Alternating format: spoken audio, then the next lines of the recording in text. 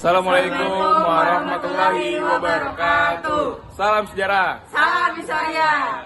Sebelumnya, kita dari kelompok 3 ingin menjelaskan materi tentang kebijakan ekonomi penduduk Jepang di Indonesia dan dampaknya bagi Indonesia. Sebelumnya di sini kami akan memperkenalkan nama terlebih dahulu. Perkenalkan, nama saya Ahmad Holisawal absen 2. Perkenalkan, nama saya Muhammad Rizadi absen 21. Nama saya Vivi Renta Bolivia, absen 34. Perkenalkan, nama saya Anuna Loiza, absen 13. Perkenalkan, nama saya Lea Pradika, absen 19. Perkenalkan, nama saya Berkadit Graciela, absen 06. Di sini saya akan membacakan pengertian. Saat menduduki Indonesia, Jepang membutuhkan biaya perang Pasifik. Untuk itu, Jepang mengerahkan semua tenaga kerja dari Indonesia. Tenaga kerja dari Indonesia dikerahkan untuk membuat benteng-benteng pertahanan. Akibatnya, kondisi masyarakat dari segi ekonomi itu menyedihkan. Terjadinya penurunan produksi pangan, kelaparan, sampai kemiskinan. Beberapa dampak penduduk Jepang di Indonesia, bidang ekonomi terbagi menjadi dampak positif dan negatif. Di sini saya akan menjelaskan tentang dampak positif. Pertama itu ada dalam bidang ekonomi, yaitu didirikannya Hunyai, yaitu koperasi yang bertujuan untuk kepentingan bersama. Yang kedua, diperkenalkan suatu sistem baru pertanian, yaitu line system. Sistem ini adalah sistem pengaturan bercocok tanam secara efisien yang bertujuan untuk meningkatkan produksi pangan.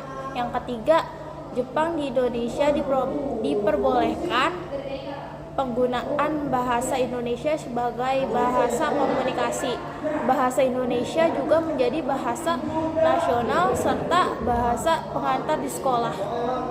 4. Propaganda Jepang yang mendukung gerakan anti Belanda secara tidak langsung menumbuhkan semangat kebangsaan atau nasionalisme rakyat Indonesia. 5. Guna mendapatkan simpati rakyat Indonesia, Jepang mendekati para tokoh nasional dan menjadi mereka sebagai penggerak mobilisasi massa. 6. Agenda pelatih militer dan semi militer yang diadakan oleh Jepang menjadi bekal rakyat Indonesia guna mempersiapkan diri menghadapi peperangan suatu saat nanti. Dampak negatif, terputusnya hubungan antar daerah akibat dari self-sufficiency atau kemampuan diri sendiri untuk memenuhi kebutuhan dirinya untuk menggunakan kemampuan pribadi.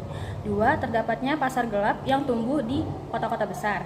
3. Kegiatan ekonomi diserahkan untuk kepentingan perang sehingga seluruh potensi SDA dan bahan mentah lainnya digunakan untuk mendukung industri perang. 4. Obat-obatan sulit didapat.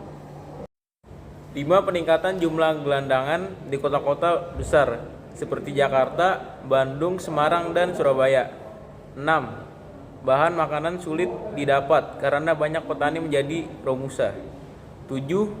Penerapan sanksi yang berat oleh Jepang dengan menerapkan sistem ekonomi secara ketat.